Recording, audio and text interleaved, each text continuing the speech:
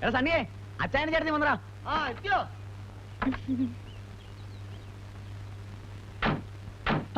ഇതെന്നാ ഇറക്കമായത്? ഇങ്ങനെ ചാടിയും തുള്ളിയൊക്കെ ഇറങ്ങിയ സംഗതി കുഴപ്പമാവും.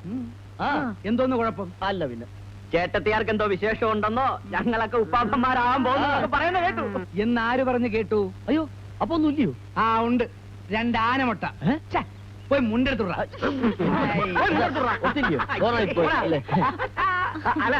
അതെ അല്ല ഞങ്ങള് പറയായിരുന്നേ, ആനമുട്ട ഉണ്ടായിട്ടൊന്നും കാര്യമില്ല. കല്യാണം കഴിഞ്ഞിട്ട് ഒരു കൊല്ലാൻ പോകുന്നേ. എന്ന് വെച്ച് ഒന്നും വെച്ചോണ്ടല്ല, ഈ വീട്ടിലേക്ക് പോകുമ്പോ 1 കിലോ പുളി വാങ്ങിച്ചോണ്ട് പോണോന്ന് പറയുന്നത്. അത് മീൻകറി വെക്കാനാടാ. അപ്പൊ ചേട്ടത്തിയമ്മയ്ക്ക് പുളിയിനറായില്ലയോ? മതി. അറിയാൻ പാടില്ലാത്ത വിഷയത്തെ കുറിച്ച് കൂടുതൽ റിസർച്ച് ഒന്നും നടത്തണ്ട. അച്ചായോ പറഞ്ഞോട്. അച്ചായ അത് പിന്നെ പോയി മുണ്ടെടുത്ത് കൊടുക്കടാ.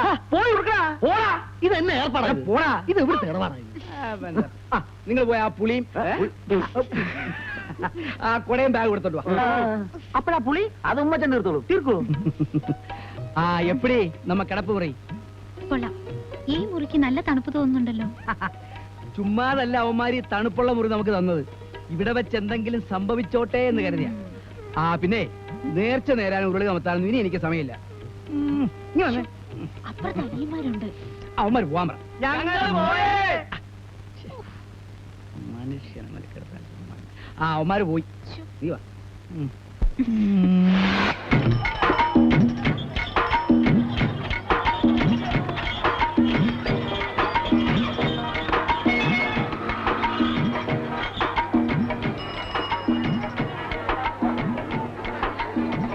ഓം ശക്തി ശക്തി ഓം ശക്തി കാമാക്ഷി തായേ അമ്മ.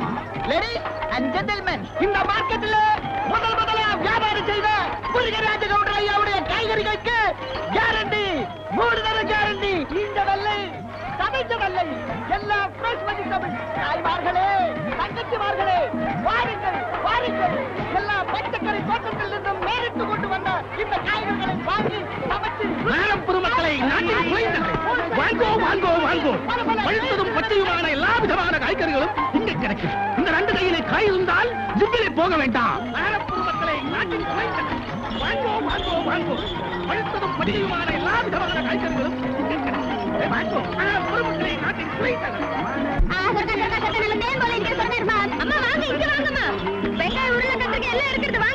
எல்லா பச்சைக்கறி தோட்டத்தில் இருந்தும் நேரிட்டு கொண்டு வந்த இந்த காய்கறிகளை வாங்கி சமைச்சு ருசிச்சு பாருங்கள் பாருங்கள். ஹோல்சேல் ரீட்டைல் தொடங்கி பல டைல்ஸ் கிடைக்கும். எப்படியா? இங்க வாங்க சார், அந்த பைய கொடுங்களேன். இதா பாருங்க, பைய கொடுங்க சார். அட இங்க வாங்க சார், அதே கைக்கு 4 ரூபா தான் சார். அட வாங்க. அடியே வாங்க. நான் கூப்பிட்டால நீ ஏண்டி கூப்பிட்ட? அதெல்லாம் நம்பாதீங்க சார், இதெல்லாம் பழைய கை. இங்க வாங்க சார். யாரடி தக்காளி? நீயா நானா? நீதாண்டி. ஓ புத்தி தாண்டி அப்படி எல்லாம் போகுது. இருக்கே ஆட்டிக்கிட்டு வந்துட்டாளே. சரி வாங்க போடு. ஹலோ பேச வந்துட்டாளே. ஏய் என்னடி நினைச்ச? நீ இந்த சந்தைக்கு புதுசா வந்துட்டு எங்களுக்கே காது குத்தலாம்னு பாக்குறியா? இந்த மார்க்கெட்ல யார் வியாபாரம் பண்றாங்கன்னு பாக்கலாம்டி. அவரு போயாச்சு. இனிமே யார் வியாபாரம் பண்ண போறேன்னு நோக்கம்.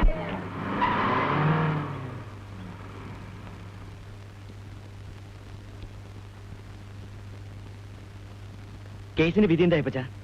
വധശിക്ഷ എന്നൊക്കെ അവൻ രക്ഷപ്പെട്ടു. 2 പേരെ വെട്ടിക്കുന്നതിന് വെറും 8 കൊല്ലത്തെ തടവ്. വേണ്ടപ്പെട്ടവരെ എല്ലാം ആ ഗൗണ്ടർ കൈക്കലാക്കി. ചിറ്റപ്പൻ ഇങ്ങോട്ട് വരുന്നില്ല എന്ന് പറഞ്ഞതാ. എല്ലാവരും കൂടെ നിർബന്ധിച്ചോണ്ട് വന്നു. ഇങ്ങനെയൊക്കെ സംഭവിക്കുമെന്ന് ആരെങ്കിലും കരുതിയതാണോ? ഇപ്പോഴും ഇളയമ്മയുടെ കരച്ചിൽ കണ്ട സഹിക്കത്തില്ല.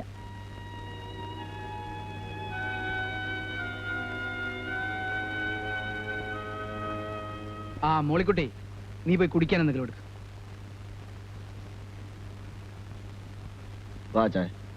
நம்ம வியாபாரத்துக்கு முதல் எதிரியே அந்த ஐயர் தான். அவனையும் கோயில்ல வச்சு க்ளோஸ் பண்ணியாச்சு.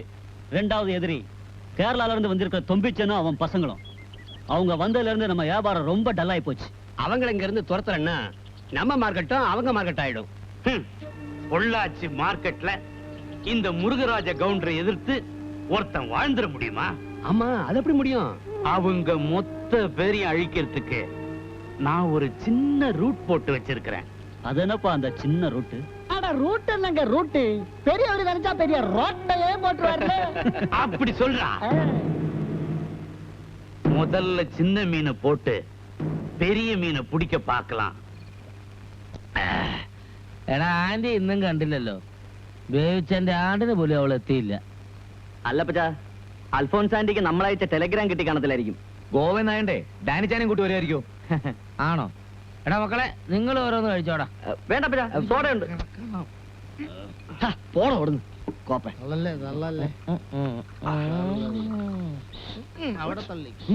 എടാ, അല്പം മദ്യം ബോധത്തെ തെളിയിക്കുമെന്ന നമ്മുടെ കർത്താവ് നമ്മളെ പഠിപ്പിച്ചിരിക്കുന്നത്. നേരം വെളുക്കുന്നത് മുതൽ അന്തി വരെ പണിയെടുക്കുന്ന കർഷകന് ക്ഷീണം മാറ്റാനുള്ള ഔഷധമാണ് ഈ മദ്യം.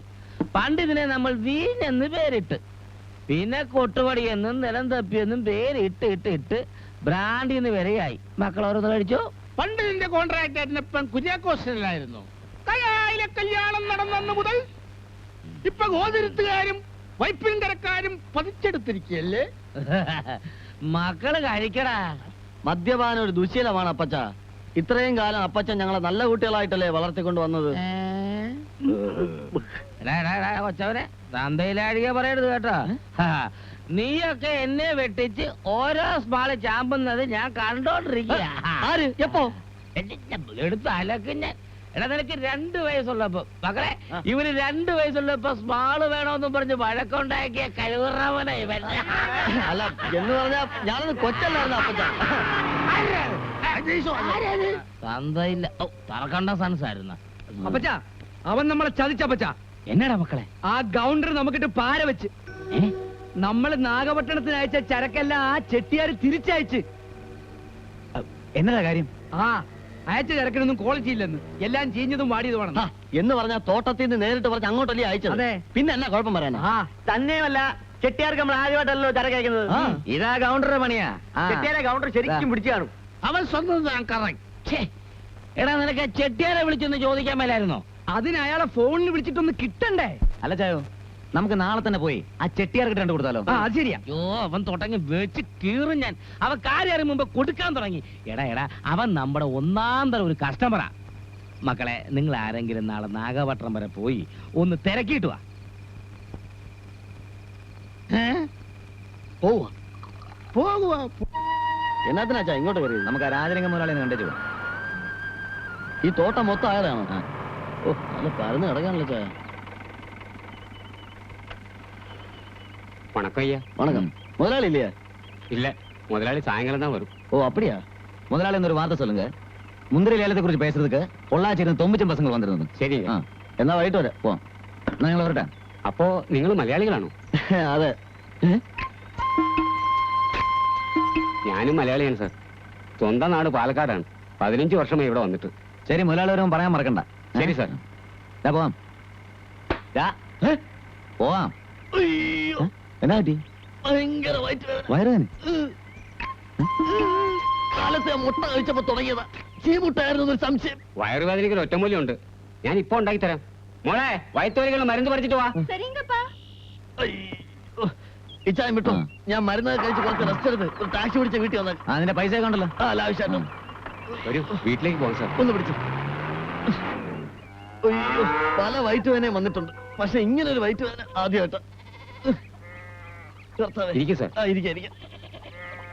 മോളെ, ആ പച്ചമരുന്ന് എടുത്തിട്ട് വാ.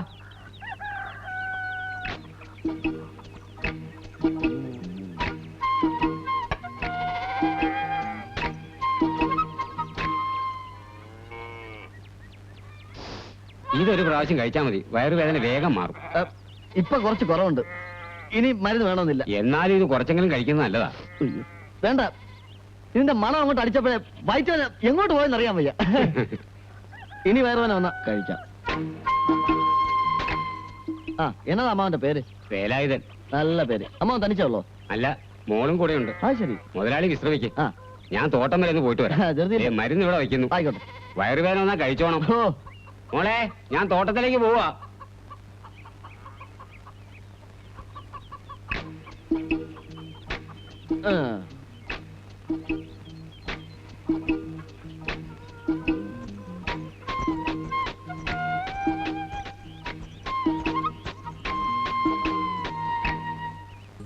അയ്യോ കർത്താവേ, പിന്നെയും തുടങ്ങി. ഇതെന്നെ കൊണ്ടേ പോളുന്നാ തോന്നുന്ന. എനിക്കിപ്പോ நீங்களா? வயிற்று வலி மாறியாச்சா? വയറ്റുവലി മാറല്ലേ, ഇപ്പൊ നെഞ്ചരിച്ചിൽ വന്നാച്ച്. കൊഞ്ചം തണ്ടി വേണം. മലയാളത്തിൽ പറഞ്ഞാൽ മതി, ഇപ്പൊ കൊണ്ടുവരാം.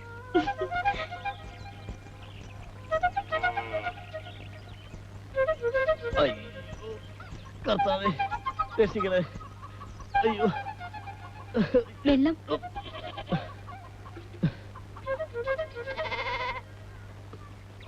തല ചുറ്റുന്നേ. അയ്യോ വീശ് വീശ് വീശ് വൃത്തിയായിട്ട് വീശ്. കുട്ടിയെ കണ്ടില്ലായിരുന്നെങ്കിൽ തറ വീണ് തല പൊട്ടിയാനെ. അയ്യോ ഭാഗ്യമായി പോയി. ദൈവമായിട്ട് കൊണ്ടുവന്നാണ്. അയ്യോ വീശ് വീശ്. ആ ആ നന്നായിരിക്കുന്നു. അയ്യടാ ആ അങ്ങനെ. അയ്യോ ആശ്വാസമായി. അയ്യോ കർത്താവേ. അയ്യോ അച്ഛനായിരുന്നു. എന്റെ കണക്കൂട്ടിൽ തെറ്റിയില്ല. എന്റെയും തെറ്റിയില്ല. കേറാൻ വേണ്ടിയില്ലേ? ആ കേറാൻ പോവല്ലേ? ആ പോ. അലവലാതി. ആ പെണ്ണിനെ കണ്ടിട്ടായിരുന്നല്ലേ നിന്റെ വയറുവേദന? എന്റെ അച്ചായോ കർത്താവാണ് സത്യത്തിലേക്ക് നല്ല വയറുവേദന ഉണ്ടായിരുന്നു. ഇത് വയറുവേദനയല്ല, നിന്റെ മറ്റേ ശ്രീകൃഷ്ണനെ പോലെ ആ പെണ്ണിന്റെ മടിയിലുള്ള കിടപ്പ് ഉണ്ടായിരുന്നു. നാണോണോ നിനക്ക്? ഓ അപ്പൊ ഇത് കാണാനായിരുന്നു നാഗപട്ടണത്ത് പോയ ആള് തിരിച്ചു നേരെ ഇങ്ങോട്ട് പോകുന്നത്. ആ ഇനി ഇത് ഞാൻ നേരെ അപ്പച്ചനോട് വിളമ്പേനെ എന്നെയും ദേ അപ്പച്ചൻ ഹൈ പ്രഷറുള്ള പാർട്ടിയാണെന്ന് ഓർത്തോ എന്ന് പറഞ്ഞ് ഞാൻ നിനക്ക് മാമയാണോ? ഓ ഇനിയിപ്പോ അതൊക്കെ ആവാൻ പോകുന്ന മോശമല്ലേ? ദേ സാറ് വലിയ ഡീസന്റ് ഒന്നാവണ്ട. പുല്ലുവിളെ പൗലോസിന്റെ മോൾ അന്നക്കുട്ടിയായിട്ടുള്ള കേസിട്ടൊക്കെ എനിക്കും അറിയാം. അന്നക്കുട്ടിയുടെ കേസ്? ആ അതന്നെ കേട്ടെ. ഓ ഈ പ്രേമവും കത്ത് കൊടുക്കലും റബ്ബർ തോട്ടത്തിൽ വെച്ചുള്ള സന്ധിപ്പും ഇതൊന്നും ആരും അറിഞ്ഞില്ലെന്ന് കരുതണ്ട. അതാണ് കാര്യം. ഞങ്ങള് തമ്മില് സിൻസിയർ ആയിട്ടുള്ള ഡീപ്പ് ലവ് ആയിരുന്നു. ദൈവികമായ പ്രേമം. ദൈവിക പ്രേമം? എന്താ ദൈവം പ്രേമിച്ചടക്കായിരുന്നു? എടാ ഉവേ, ഈ ദിവ്യമായ പ്രേമം എന്നൊക്കെ പറഞ്ഞാ നിനക്ക് എന്നാവോ പറയാം. സാരിത്തുമ്പോണ്ടല്ലോ ഉടനാണെന്നല്ലോ നിനക്ക് പ്രേമം. ദൈവിക പ്രേമമായതുകൊണ്ട് അന്നക്കുട്ടി അവളുടെ പാട് നോക്കി കന്യാസ്ത്രീയായങ്ങ് പോയത്. ദൈവഗീതം അങ്ങനെ ആയിരിക്കും.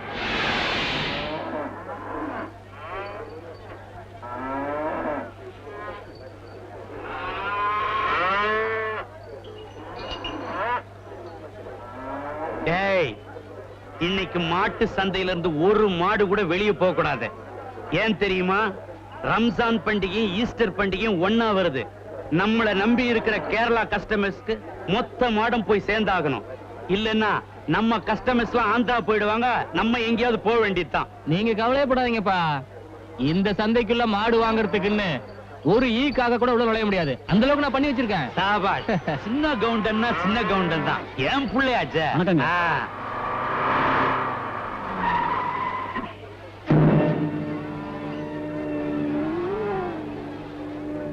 என்னடா யாருமே வரமாட்டானுங்கன்னு சொன்ன? தொம்முச்சுன்னு அவன் பிள்ளைங்கள வரானுங்களே. சும்மா பார்க்க வந்திருப்பானுங்க. ஓஹோ.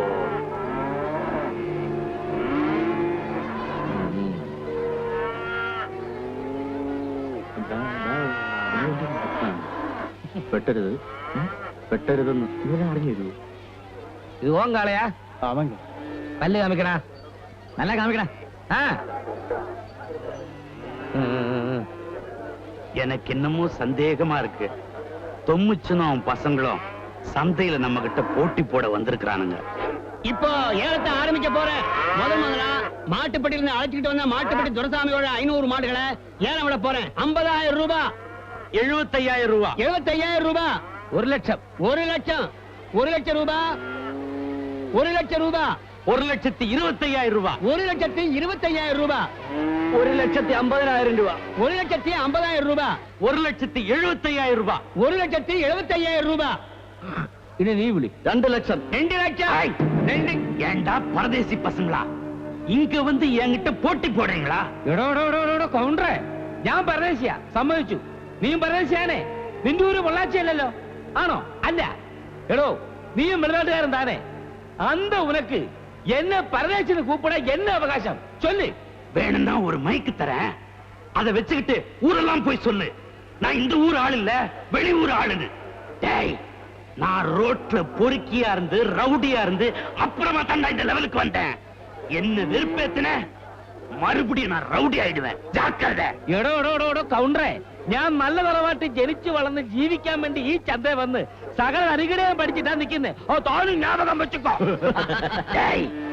நீ ஏலத்தில் எடுத்த ஒரு மாடாவது இன்னைக்கு சந்தையை விட்டு வெளியே போச்சுனா நான் என் மீசி எடுத்துக்கிறேன்டா. അയ്യേ അത് വേണ്ടല്ലേ ഈസി എടുത്താ മോന്ത കാണാൻ പരമ ബോറായിരിക്കും ലുക്ക് മാറും പോയാ എന്നാ പെരിയ എന്നാ പെരിയ ഉറപ്പീര് മീശേ